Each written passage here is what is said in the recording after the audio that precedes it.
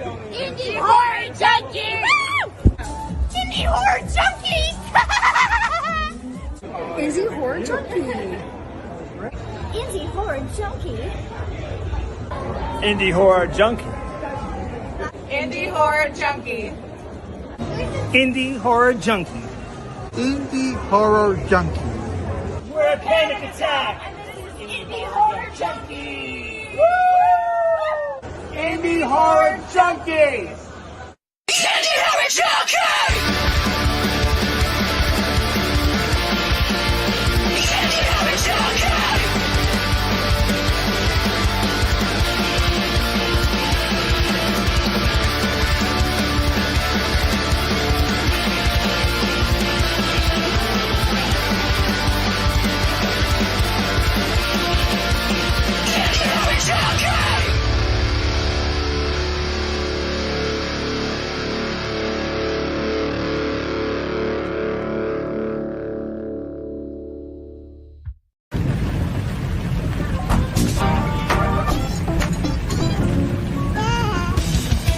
It's the Indie Horror Junkie Podcast, your source for anything and everything indie horror. Here's your host, Otis B. Dreads.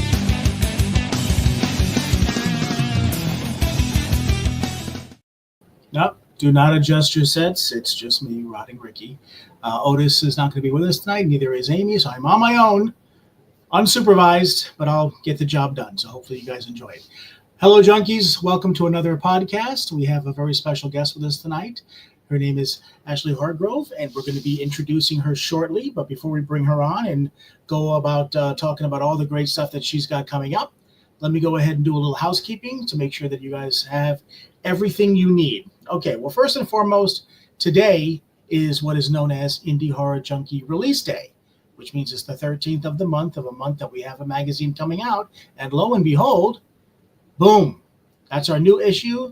It went live today. We've been selling them pretty briskly.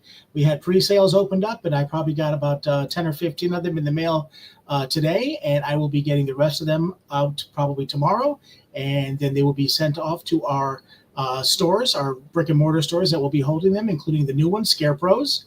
They'll have it. Viper Video will be having them in Tampa as well, and definitely make sure you get a copy if you can. They're available on indiehorrorjunkie.com. You can go there, go to the magazines. You can either get the PDF version, which is just $5. It'll be emailed directly to your email address, or you can get the beautiful print version, which is 40 glorious pages and great stock. It looks amazing. Read all about some of the great upcoming films, including the cover story there, Stream, which is hit the streaming services.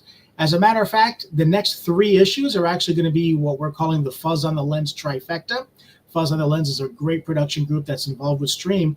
They're also involved with the Terrifier franchise. So here in the November issue, you'll see Stream on the cover, including not just an article about Stream, but also a couple of pieces in there for some of the people that are involved in the movie. Next month, which is normally not a month we put a magazine out, but it's a month with a Friday the 13th. And whenever that happens in between, we put out a special Friday the 13th issue. So that's going to be coming out in December. The cover of that is going to be Terrifier 3. So it'll have a cover story on Terrifier 3, including some stories on some of the people involved in that movie as well. And Terrifier 3 has been blowing it up in the theaters. At last count, I heard they had made over $70 million in their theatrical release for a low-budget indie film. So God bless them. That just opens the door for everybody else. So that'll be in December. And then in January, Fuzz on the Lens is also involved with another new movie coming out called Screamboat. We're really excited to hear about that one. They're going to have a new poster put out. That'll be in the cover. They'll have multiple articles in that magazine as well. So the Fuzz on the Lens trifecta started today. Will continue into December and January. And as far as the upcoming issue, which just came out here, we have our Indie Horror Hottie, of course, which is Marjorie Joseph. Now, these Indie Horror Hottie selections that we have in the magazine, they're just to show you basically that these women are so much more than just another pretty face. We go into an in-depth article showing you all the different things they're involved in, their companies, their businesses, the different things they're bringing to the table, so you guys can understand that not just are they beautiful, but they're extremely talented. And we want to show you Marjorie, so definitely check that episode, or excuse me, that issue out. Okay. What else do we have on the agenda today? Well, as far as housekeeping goes, we went over the magazine. It's available now. You'll be able to get it in stores and you can get it online. We also have the Indie Horror Junkie Film Fest, which is in February, which will be held at MegaCon. So make sure you definitely come out to that. If you don't have a film to submit, come out to that. Meet the junkies, meet the filmmakers, see the films. We'll be there. The Junkies will be there with 250,000 of our closest friends. So definitely come out, check it out. You'll really enjoy it. They put on a great show there at MegaCon, and we've got an incredible lineup of films that'll be ready. So check the IndieHorrorJunkie.com website for the details of when, the where, the whole bit. And if you're a filmmaker and you have a short film or a feature film, submission process is still open. This month is actually the final deadline. So at the end of November will be the final deadline for you to get your films in. Then the announcements will be made of what films have actually been selected and will be appearing at the event in December. So if you have a film, you want to get it into us, now is the time. This is it. Don't hold on to it. All right. What else do we have going on? That's really about it that I really wanted to make sure that you knew about. So let's go ahead and get on to our guest here. Once again, just to let you know, our guest is Ashley Hargrove, and she's got a movie coming out called Marriage Bites. Now, I've got a couple of friends that are involved in that she'll tell you all about. She'll tell you all about the movie and everything. She was nice enough to send us over a little teaser for that movie here. So what I'm going to do is put the teaser on, let you see that. When the teaser's done, she'll be on screen with us, and we'll get right into it. So here is a little teaser she sent me for Marriage Bites. Welcome to my boring life. It's not a bad marriage, just stale. My sweet, innocent, wonderful, yet very predictable wife, Linda. We've been married 15 years and have a crazy 13-year-old. See, perfectly normal, cranky, drive you insane teen. Don't get me wrong, I love my family. I have a good job, a great wife, but everyone hits that rut in their life where time seems to slow down and nothing exciting happens anymore. Hey. Hi. How you doing, Ashley? I'm doing great. I got to watch the teaser again. Yeah. Now tell me about that teaser. Because when I watched it, I kept thinking that maybe something got cut off, that there was supposed to be like some big bang at the end, all kinds of hellacious violence, and then the title, and didn't see anything. So I was wondering, like, It's one of those fun in between pieces towards the beginning of the film that keeps from giving away too much. So we definitely, our opener is a lot more scarier than that. That's the most I can say on that part. But that leads into the life of Martin, and right before his entire life turns upside down. And of course, we have to then deal with all the vampires and the crazy stuff with it. Vampires. Okay, that lends to the title of Marriage Bites.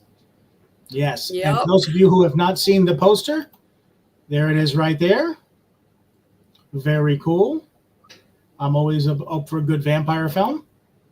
Oh, yeah. And there's a lot of things in this. All right. So tell us a little bit about how this film came to be. How did this whole thing start, and where are you at now? I think it was like December of 2023. I had seen a photo of Joe Kamara. He's a film friend of mine. We had done Caroline of mine, and he had this vampire picture out. And when I saw it, it actually inspired me to create the character Martin that is in Marriage Bites.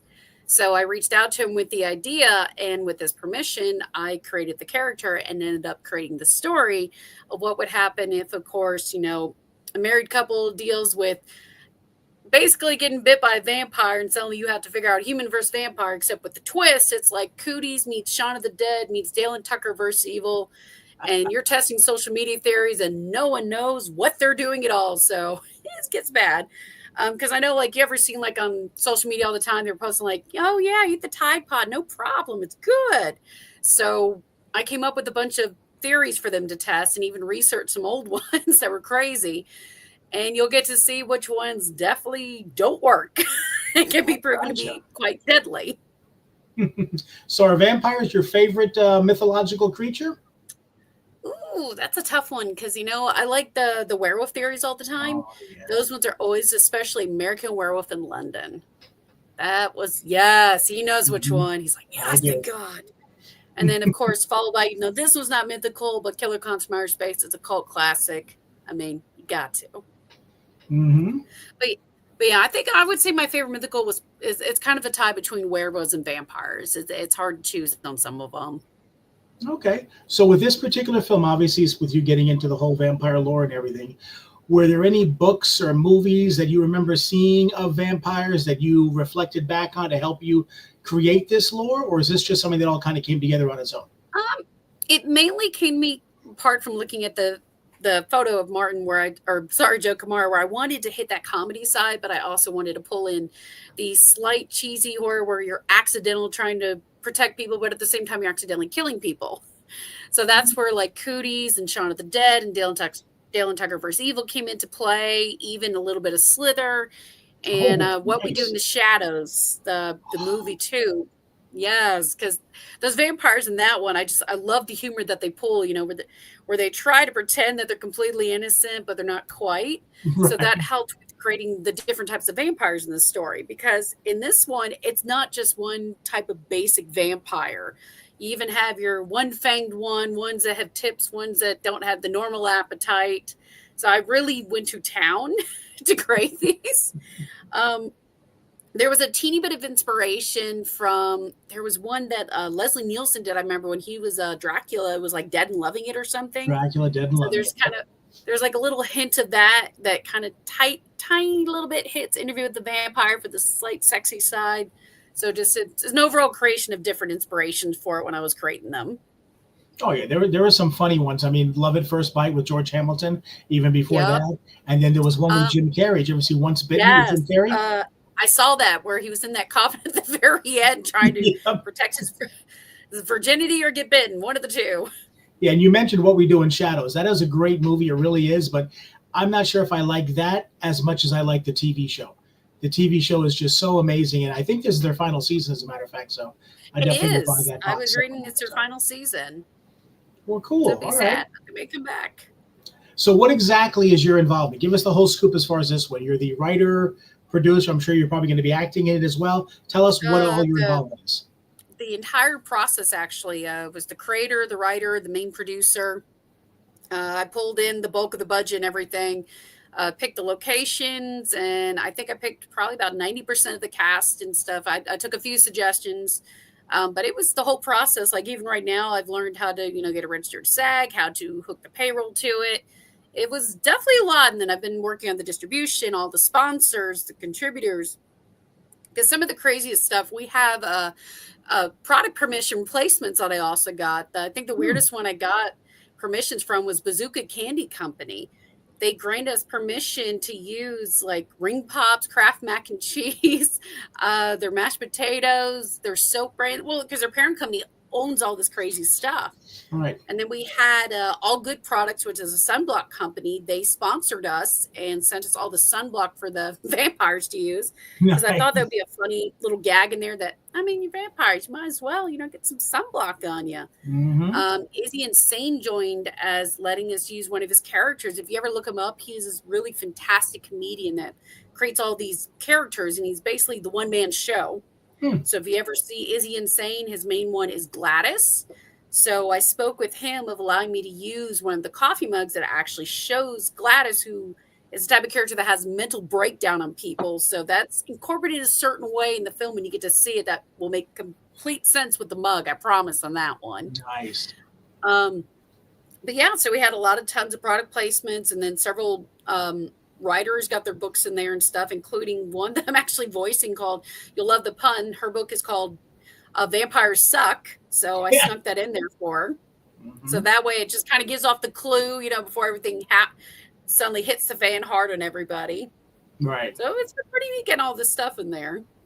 All right. When are you guys shooting, or has that already started, or what's going on? We actually started on Friday of last week. So we did 4 days back to back, 12 hours straight. We've been using for the first several days a private house location. We'll be there back this weekend for a few more days. And then Monday we'll move to a entertainment center place, or I guess an activity place includes, arcades and all the crazy stuff. So that's going to be very interesting scenes that happen with vampires. And then we'll go over to Studio Huntsville. And then from there, we'll go over to Thunderdome Studios in Lithonia, Georgia, where they had The Walking Dead. So we'll get to use their studio for the final 4 days of our filming. Very So nice. it's definitely gonna be fun. And there's fangs, there's blood, and there's 20,000 vampire puns involved. I promise. Love it, love it, love it. So a lot of the people that watch the show here are either filmmakers, actors, actresses, and stuff. So we try to dig into a lot of the nuts and bolts to kind of give them some ideas. So let me know, what was the hardest part of this process? Was it the raising of the funds? Was it the casting? Ooh. Was it location scouting? What was the hardest part in your opinion? Location and casting wasn't that bad because the good part for me, a lot of my casting, I do a ton of networking.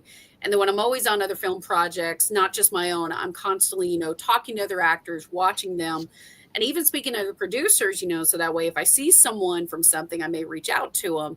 And that's happened several times where when I was out on Skate to Hell, that was from Sean C. Phillips that Nicole Butler was on. We met out there. So I actually had, I think it was like 4 or like 6 or 7 of the actors that are going to come from Skate to Hell over to Marriage Bites. Nice. And then Joe. So yeah, it's like crazy. And then Joe Kamari worked with me on another project, and some of the other actors I've met throughout the years. And I think last time I did use a casting company for a couple, but this one I had a lot of people already locked in, so that made it so much easier. Locations, I am a research galore person on locations. I will find locations very, very quickly. I will poke around until I find my happy zone, as I like to call it, or happy place. I think the hardest for me was probably, it's a mix. It was part of raising the funds, getting it registered to SAG. And then the other part was learning how to get all the sponsors and product placement. Because most of the people that I've ever seen make indie films, most of them don't have product placement or had actual company sponsors.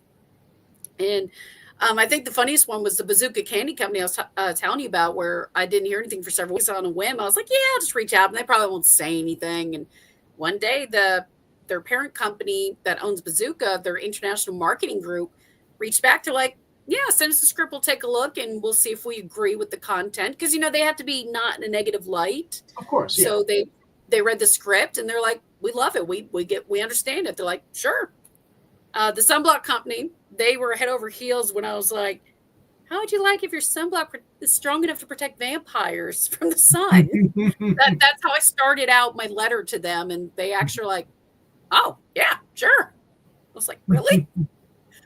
So that would probably be the 2 hardest things, because I know funding, you're either looking for, through Indiegogos, or you're reaching out to people individually, or in the hardest case is learning to get investors. So those are always tricky. And if you get into those, pitch decks, people, pitch decks.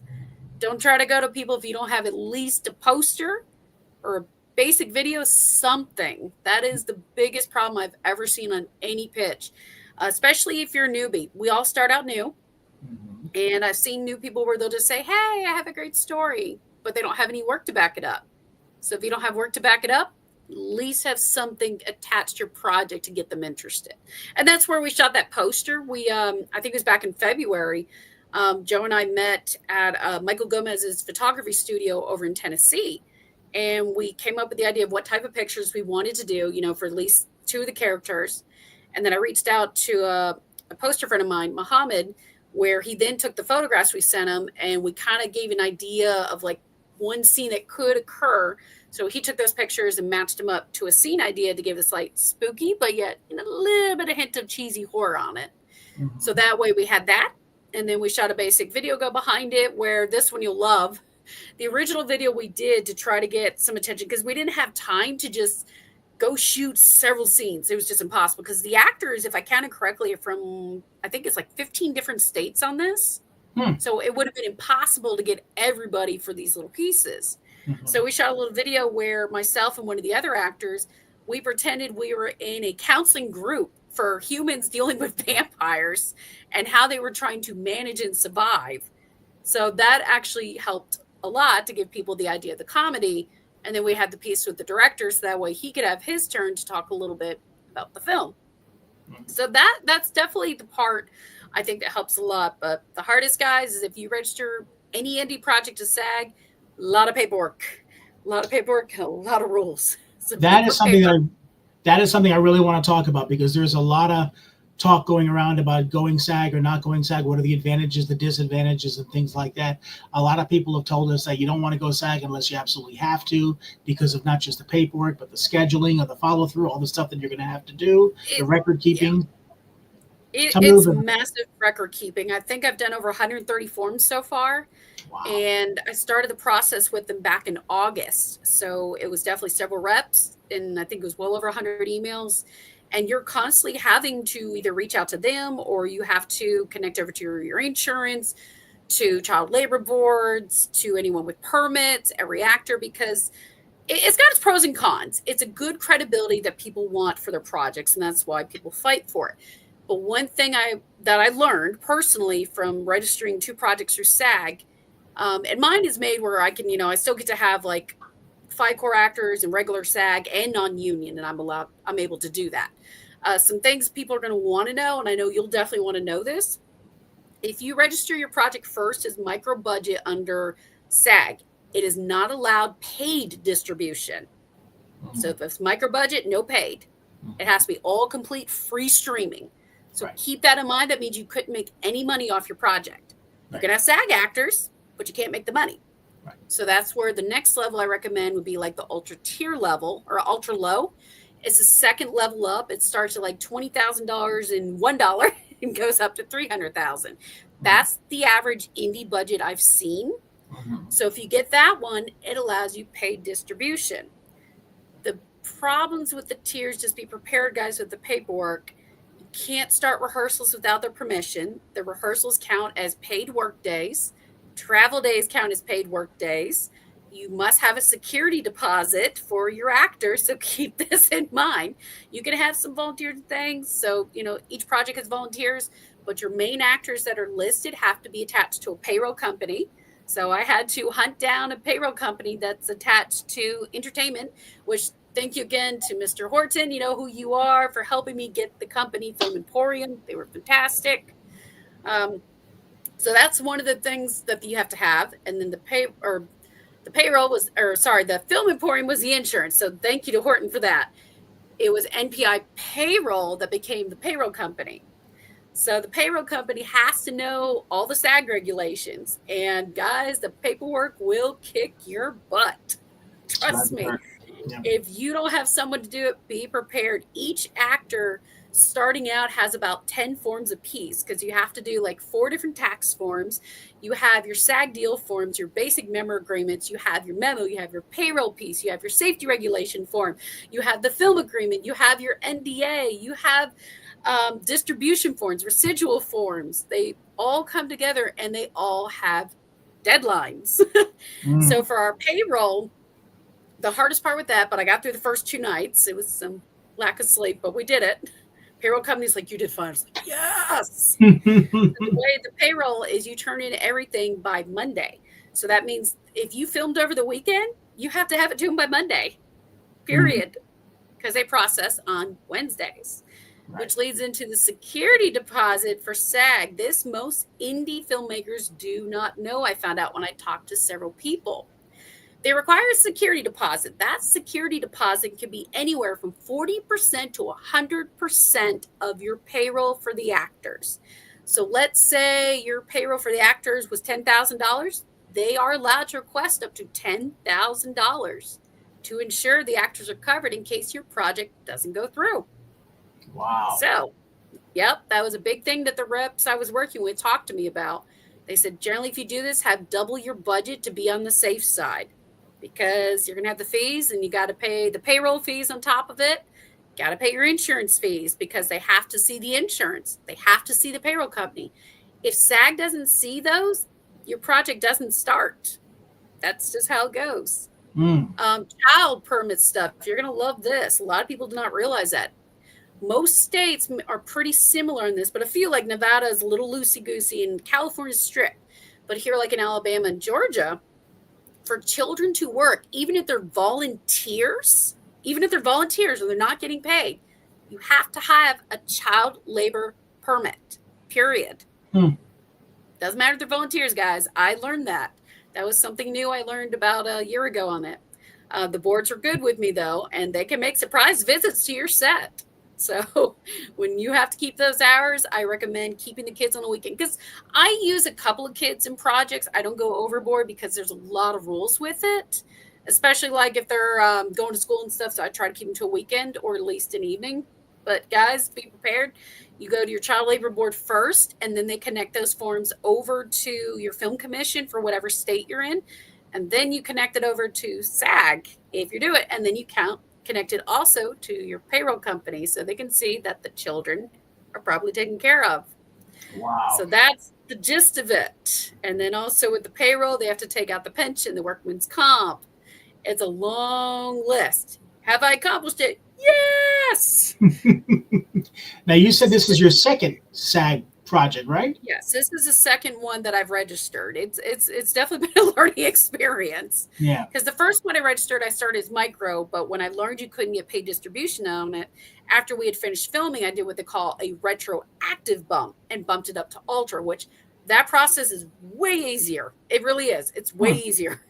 Because, well, you've already paid everybody. They just have to see confirmation that the actors got paid and that they agreed to it. They get statements from everybody. So you have to display those to them, which is, it's not too bad. It was just remembering to save all your records, which I saved like 15 years worth of business records. So I'm always good to go. But that is the gist breakdown. And the final part. If you do SAG and you want distribution, you have approximately 1 week from when you do get distribution to get that information over to SAG. That way they can hook it to the residuals. Wow. I think that covered everything. And of course, you have to turn in daily timesheets and things. So try to get ahead on your paperwork if you can. Mine was trial and error until I learned it. I think it was 7 attempts on one form. But is there anything else outside of that? I mean, like say you finish your film, you get distribution and stuff, you figure all that stuff out, then the movie's out there and starts eventually getting on the streaming services and stuff. Is there any more follow-up that you have to do? You have to always have to let them know if you gain any paid distribution. So even if it's years later, you have to send it to them. That's just a requirement. So if you go to the theaters with it, they got to know if it goes off to streaming, onto DVD, even in cases VHS, because I heard VHS is making a small comeback somewhere. I heard that. They look at all of it. And now here's something I was reading too. Some of the filmmakers are interested in. This costs a little bit of money on your marketing side, but AMC runs an indie theater program where they look for indie films to go to their theaters. There is a program to enter for this.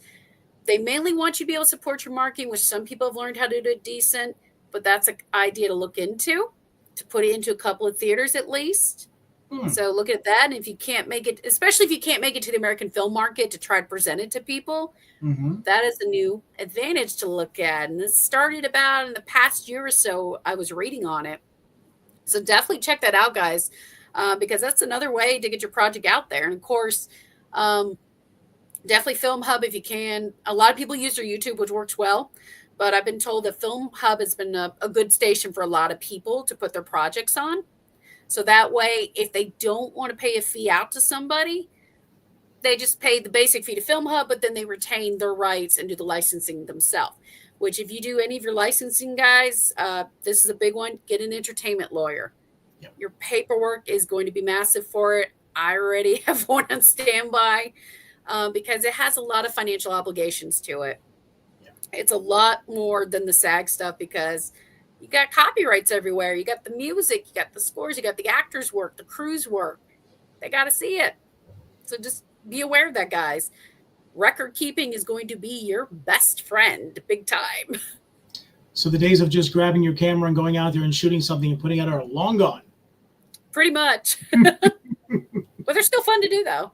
Oh, yeah. I love the whole process, and this is all a learning experience. That's why I try to really get into stuff like this with people who are out there doing it, because you learn stuff you've never learned. Half the stuff you told me about SAG, I had no idea about. And I definitely had no idea about AMC. There's also another loophole. If you're trying to get a SAG actor on your indie project and you don't register at SAG, if they have an executive producer credit, they can come on. It just has to be known to SAG. So that is an exchange. Executive producer. I was told about the producer part, that you could work as a producer. I know it had to be an exec producer. Because normally they want it to be executive producer. The assistant associate generally don't qualify for it, but most time it's executive producer level. If not, I think co-producer, because the executive is your normal one that handles your finances. Line producers, they try to keep to your budget.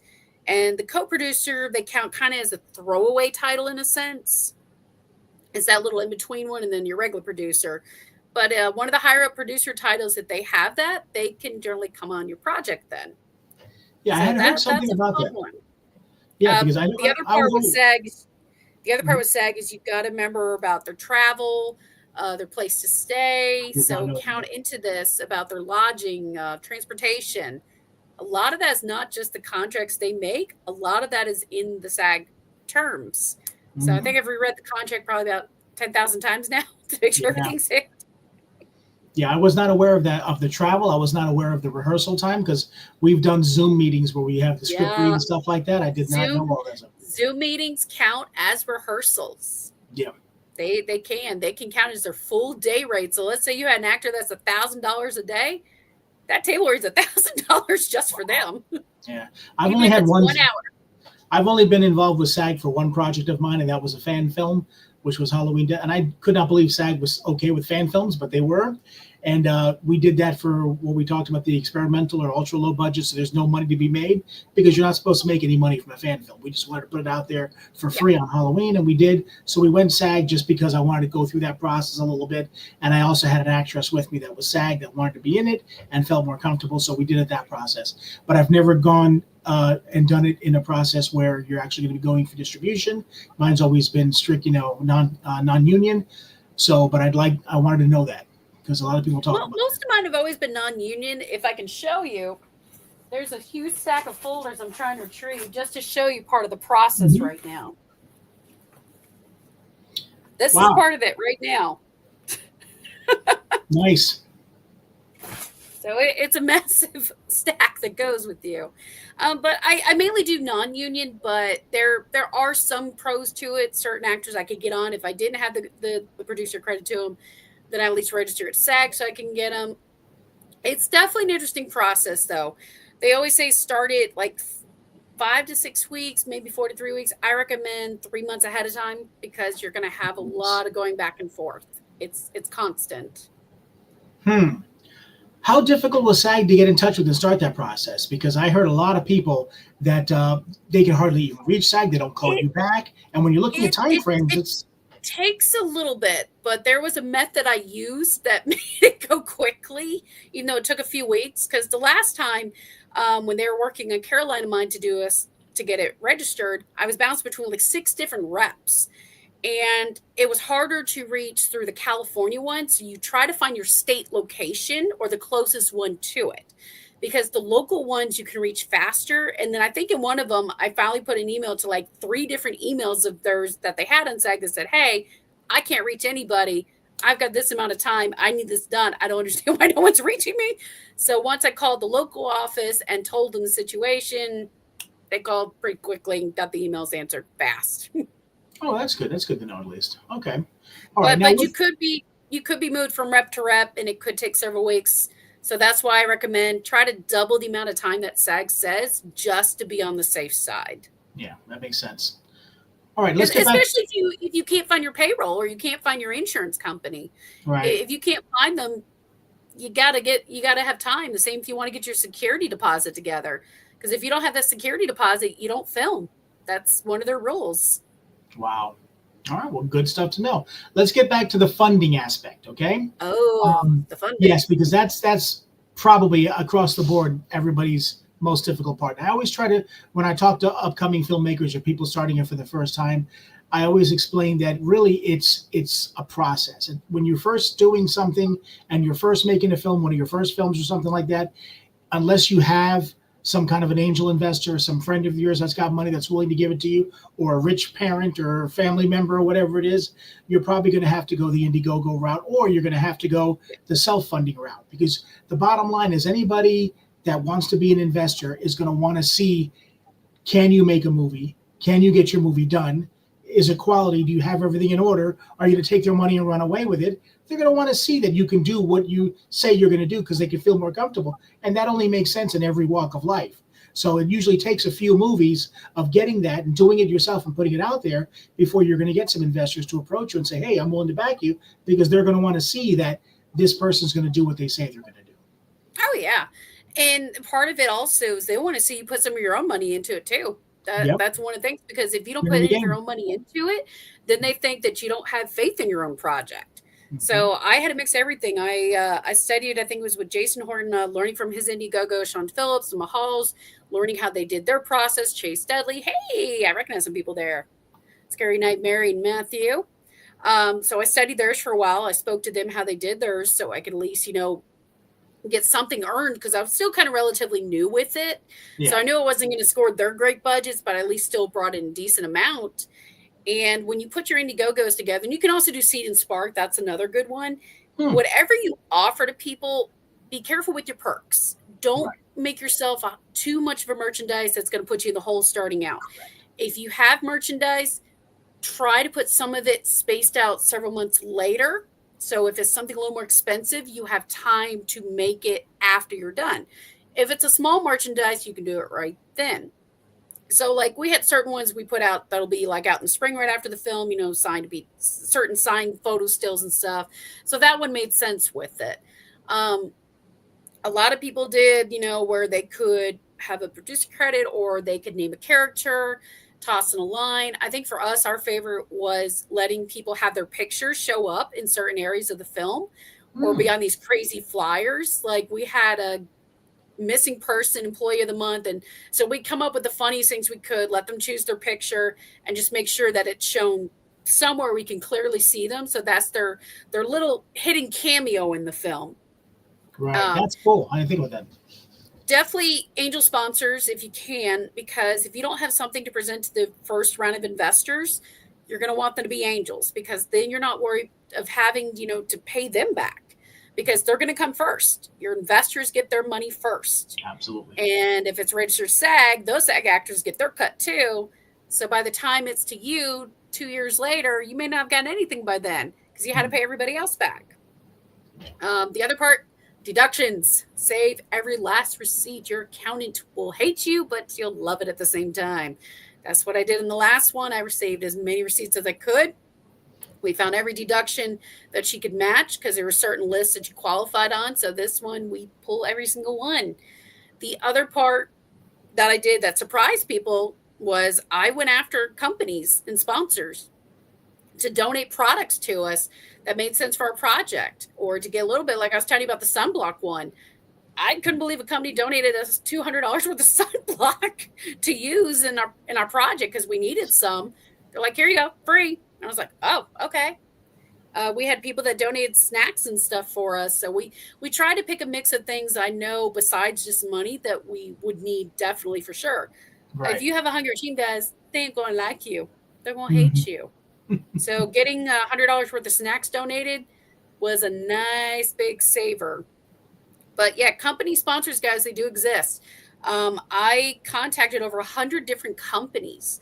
I basically had a standard template, and for each company, I tweak it to match their company. Before you reach them, though, know exactly what you want from them. Don't just flat out say, hey, just put some funding on us. You're going to have to break it down to what makes it work for them.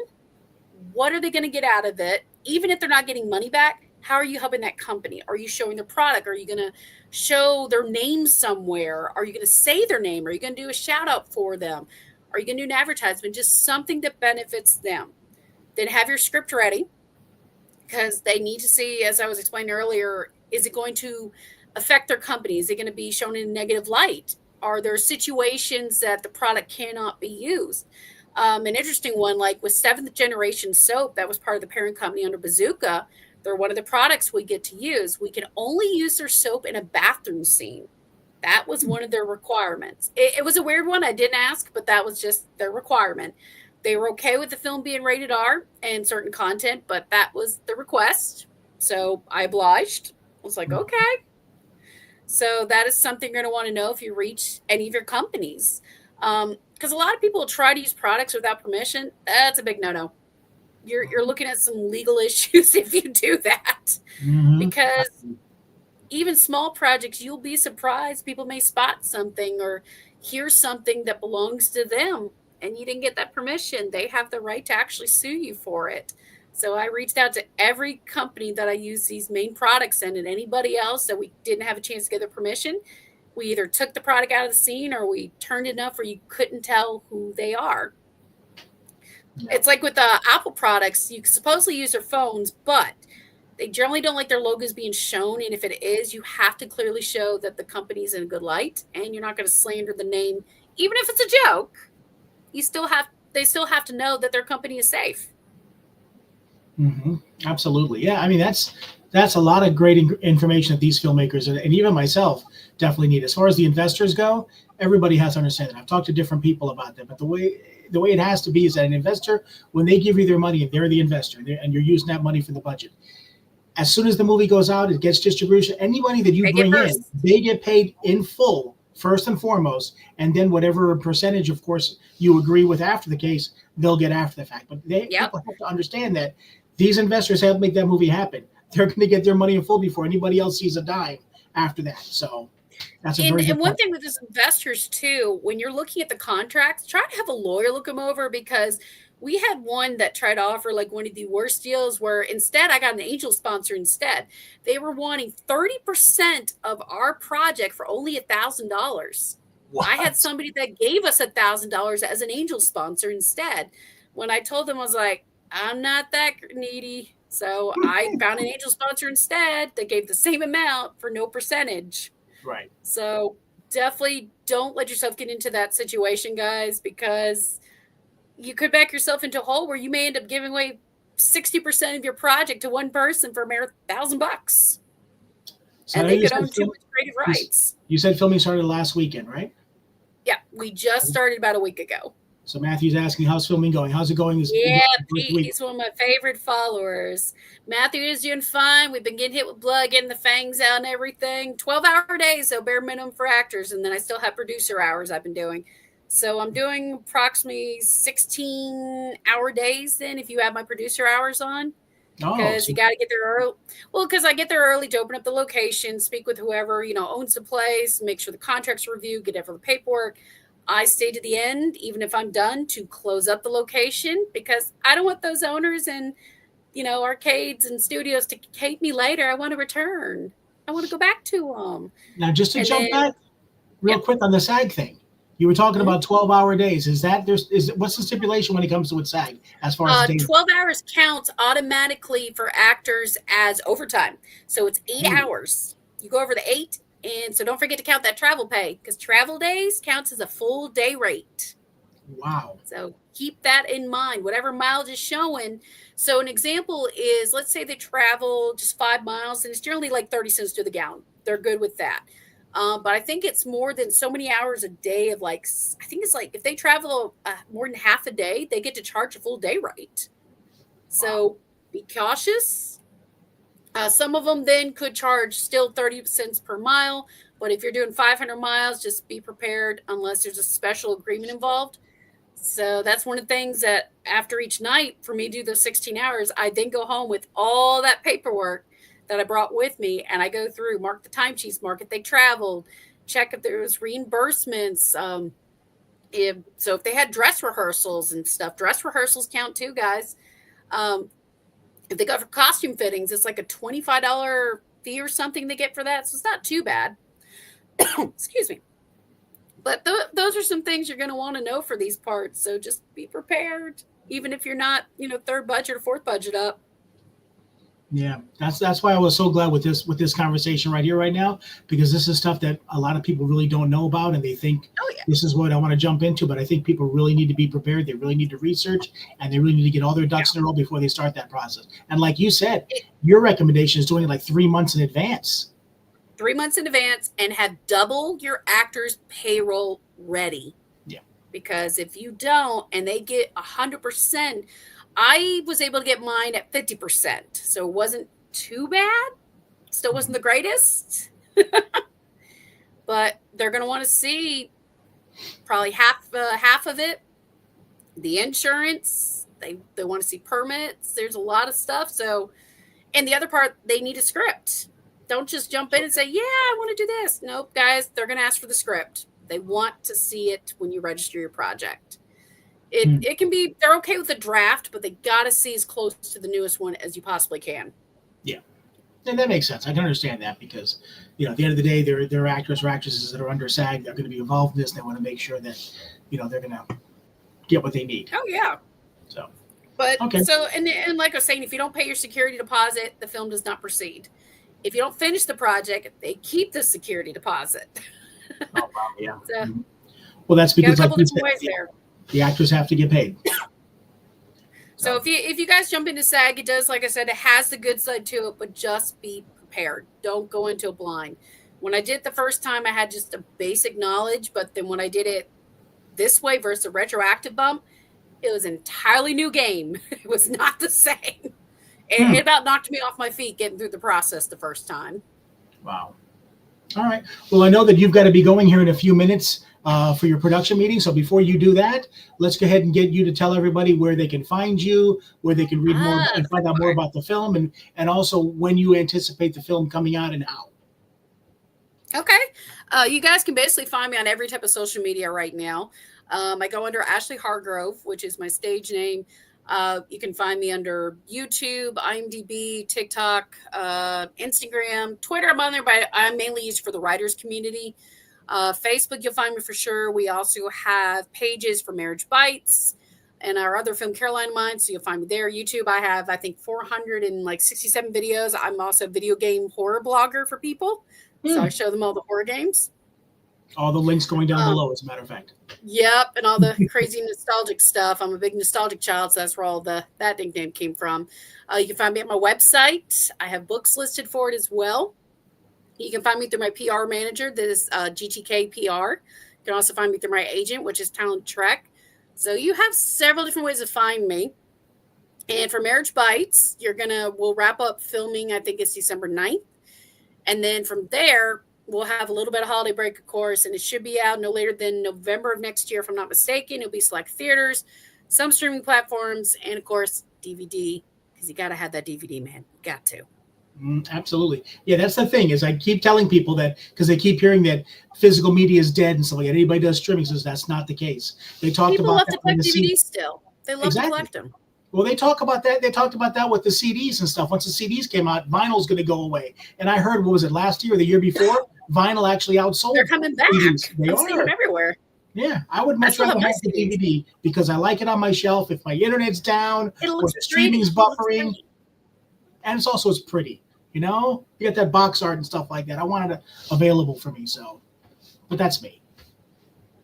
So do you do any conventions real quick? Do you do any conventions or do you do anything like that? I started a few a little while back, but I'm going to be definitely doing a bunch next year because right now I've been doing a ton of voiceover work in between filming, and then I'm on other projects for the agent. But I currently do voices for several different video games, especially including indie horror ones. So you'll find me like AFK Journey and Lost Lands and stuff. So it's definitely interesting. So I'll be going to conventions for voiceovers, for horror films, and for regular films next year. And I'll be doing some of the writers' convention because I write books on top of it. So you're definitely going to find me at a bunch of conventions next year. I'm pretty sure I'm at the San Diego Comic-Con next year. I'll probably be at the Huntsville one. And then there's a couple of horror cons and stuff. So it'll definitely be fun. I've been covered in blood before. It's pretty normal. Love it. Very nice. Well, good. Hopefully we'll see you over at MegaCon for the Indie Horror Junkie Film Fest. I actually wrote that down earlier as a reminder when you mentioned it. I was like, oh, that's something I forgot. Yep, absolutely. So we'll definitely get with you at some point, but I can't be prouder of you. I mean, we followed you. We've got you in the magazine. You're in the magazine coming up, and just everything that you're doing, the people that I've been talking to that are associated with you. They're bragging on me. They are bragging on you. Like our friend Nicole here, which you'll be seeing this weekend. Oh, I love her. She's a sweetie. She is a doll. So I'm hoping to meet her one day as well. So, but once again, thank you so much. This was a very informative podcast. You gave a lot of information that a lot of these people who normally watch have been asking about and talking about and need. And now they can go back. It'll be archived here on YouTube and the Facebook page. So definitely thank you so much for everything you brought to the table today. Oh, thank you, of course, for having me. You're very welcome. All right. Well, you have a great production meeting. Enjoy. Tell Nicole I said hi, and we'll chat again soon. Bye, everybody. Take care. Once again, that was Ashley Hargrove. Very, very excited to have her on. I was hoping to get a lot of the information that she brought out there because so many people have asked me on the side about working with SAG and some of the different pitfalls or some of the different things they have to deal with. And Ashley brought it all to the table and more. I learned some. There's a lot of great information out there. Not to say that SAG is evil and you shouldn't go with SAG, but like she said, know what you've got to do going in. Do your research. Start that process well in advance so you have time, because that's a big deal with SAG, is not just the paperwork and getting everything in it, but making sure everything gets done at a certain time and everything has to be filed and done, or else you can't film. So as long as you know all that going in and you do your due diligence and your research and you put the proper things in place, you'll be fine. But just give yourself that time and know that it's going to be a process. Know that it's going to be work, because if you don't, then you're in for a rude awakening. And I don't want to see anybody go through that. I'm a big proponent of indie film. I love to see people succeed. So I want to make sure that everybody has what they need in advance and get their stuff done so we can talk about it, so we can put it in our magazine, so we can have you on our podcast. So get her done. So thank you very much to Ashley for coming on and doing that for us. Now, as far as closing out the show, once again, remember, if you have a film, if you have an indie horror film, whether it's a short film, whether it's a feature film, doesn't matter. If it's a music video, as long as it has to do with indie horror, submit it to Indie Horror Junkie. We're on Film Freeway, which is our Film Freeway page, which you go there and you submit your films. Get it done, and get it done this month, because the end of November is the final deadline. After that, we'll make our announcements in December to get all our films, what's going to be there. Then we'll be at MegaCon in February, 3 days, Friday, Saturday, and Sunday, showing you wall-to-wall short films, feature films. We're going to have some panels. We're going to be doing giveaways. The Junkies will be there. You can buy magazines, T-shirts, buttons, all kinds of stuff. And you can meet and talk indie horror with us. And like I said, over 200,000 of our closest friends. So definitely make a point to put it down for February. Make sure you're with us. Other than that, we've got the magazine, like I said, that's already out. Today's release date. So if you want a copy, make sure you go ahead and log on to indiehorrorjunkie.com. Order yourself a copy or order yourself a PDF. I'll email it off to you as quickly as I can so you can enjoy it and read up on all these great projects that are coming out and the ones that are hitting right now. Our film, The Clock, which is our first Indie Horror Junkie feature film, which is with Bayview Entertainment and Vipco, is now hitting the streaming services. So you'll be able to see it on, let's see, we're on Prime. We're on, let me see if I got a little graphic here for you. There you go. We're on Prime. We're on Vudu. We're on Fandango. We'll be on Chilling here shortly. We'll be on Flixfling. And I'm also told that we'll be on Tubi very, very shortly. So just monitor the streaming services. Definitely check out our film, The Clock. We had a low budget, but we had a bunch of great locations. We had an amazing DP in Salo Zayas. We had a great cast, including our own Amy Rolfson, who was in the film. I think you're really going to enjoy it, especially if you like spooky, haunted clock type movies. And this is the one for you. So check it out. Make sure if you do check it out, you write a review for us, because that'll definitely help us for showing it to other people and also make me feel good that we put all that time and effort into something you enjoyed. So hopefully you'll enjoy all that. Okay, so we'll be back at you again next week. Just to give you a little warning in advance, our Wednesday also for January 1st, that's, of course, New Year's Day. We won't have a podcast then.